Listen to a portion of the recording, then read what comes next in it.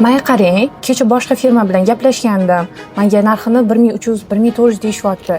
Mehmonxonasini ham yaqin deyishdi-yu, lekin narxini kelishtiring desam, kelishtirishmayapti. Biz oilaviy chiqamiz, narxi ham qulay bo'lishi kerak-da. Sizlarda shunaqa variantlar bormi?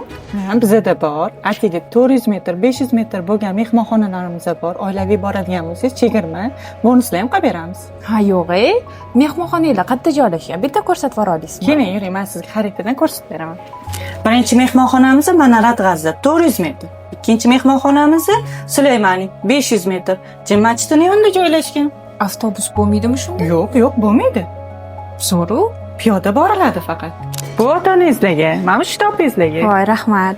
Qarang, biz qishda yana bormoqchi edik. Mehmonxonalar yaqin ekan. Joylar to'lib qolmasdan odam ko'p bo'lar ekan-u. Hozirdan joyimizni band qilib qo'ysak bo'ladimi? Bo'ladi, keling.